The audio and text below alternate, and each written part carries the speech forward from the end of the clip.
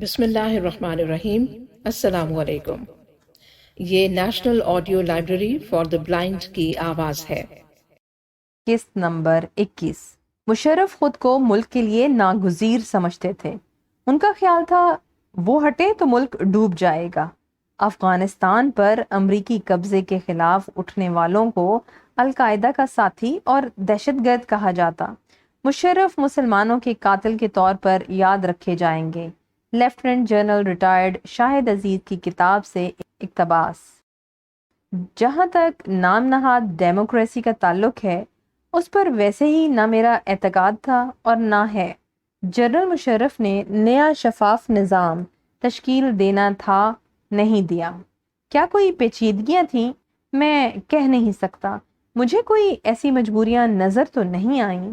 نظام پر اتنا اعتقاد نہیں رکھتے تھے، نظام چلانے والے پر زیادہ انحصار کرتے۔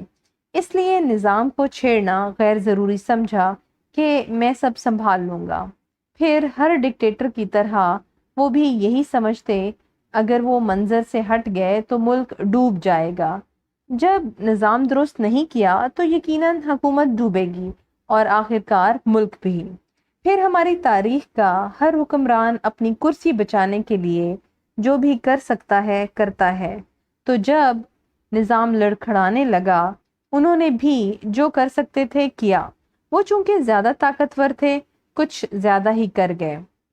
افغانستان پر امریکہ اور اس کے اتحادیوں کا قبضہ تھا، لیکن ان کے خلاف جو اٹھتا اسے القاعدہ کا ساتھی اور دہشت گرد کہا جاتا۔ دہشت گردی کسے کہتے ہیں؟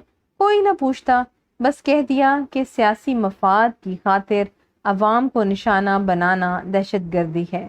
اور جو امریکہ اپنے مفاد کی خاطر افغانستان کے بے گناہ شہریوں کا قتل عام کر رہا تھا، اسے دہشت گردی کے خلاف جنگ قرار دیا، اور جو افغان اپنی آزادی کے لیے لڑ رہے تھے وہ دہشت گرد ٹھہرے۔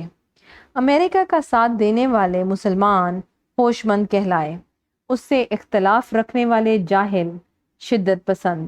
جیسے ہماری تاریخ کا ہر فوجی حکمران ایک بڑا گناہ کا بوجھ لیے کھڑا ہے، مشرف صاحب مسلمانوں کے قاتل کے طور پر یاد کیے جائیں گے۔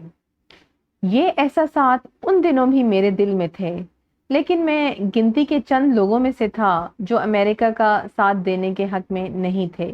کچھ تو شروع میں یہ تاثر رہا کہ ہم غیر جانبدار ہیں۔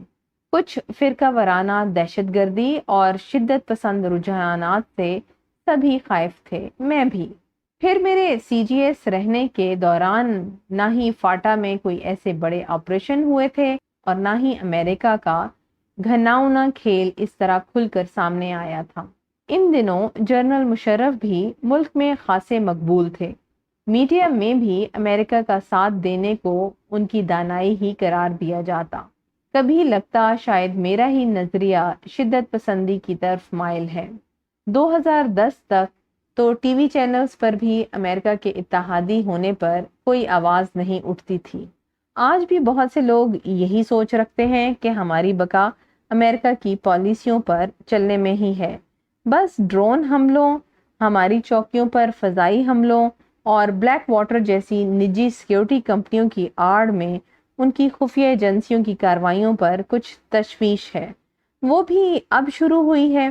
افغانستان میں ان کا اتحادی ہونے پر یا کشمیر کو خیر آباد کہہ کر ہندوستان سے کاروباری مراسم بڑھانے پر آج بھی خاموشی رہتی ہے۔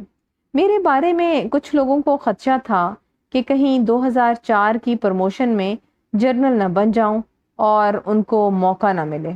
میرے خلاف پروپیگنڈا بھی ہوتا رہا، کچھ سازشیں بھی، مگر میں ان چیزوں سے دور ہٹنا چاہتا تھا۔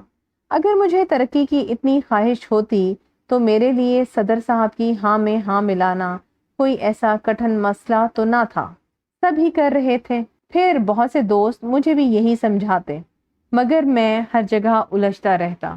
ترقی کی خواہش کوئی انوکھی بات نہیں، مگر اس ماحول میں مجھے مزید پروموشن لینے کی آرزو نہیں رہی تھی۔ پھر یہ طور طریقے میری طبیعت کو کبھی موافق نہیں آئے۔ جب وہ کور کمانڈر منگلا تھے تو ان سے میری پہلی ملاقات ہوئی۔ میری تایازاد بہن کی بیٹی کی منگنی ان کے بیٹے سے ہوئی۔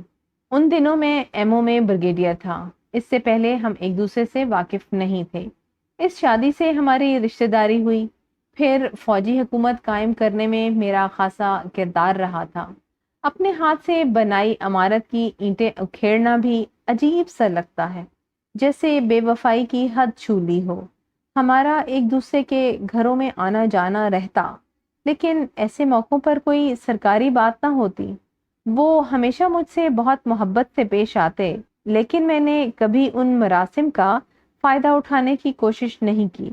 جن دنوں میں سی جی ایس تھا، میجر جنرل طارق مجید صاحب ایم آئی کے سربراہ تھے، جو بعد میں جنرل بنے اور chairman joint chief of staff committee نامزد ہوئے۔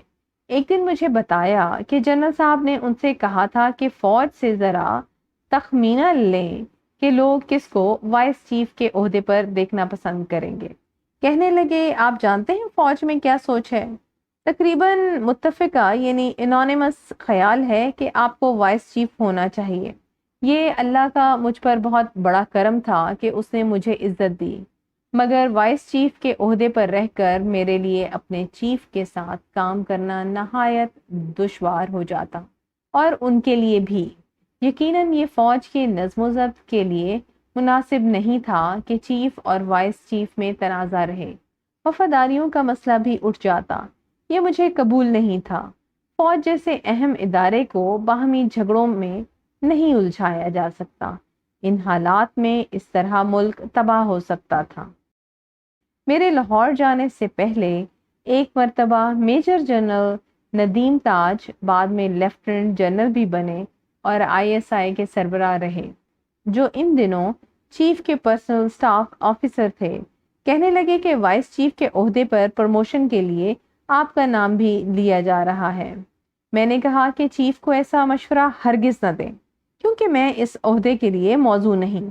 ایک تو کئی افسر مجھ سے سینئر ہیں، دوسرے میری ان سے رشتہ داری بھی ہے، اور پھر وہ خود بھی مہاجر خاندان سے ہیں اور میں بھی، جبکہ فوج زیادہ تر پنجاب سے ہے۔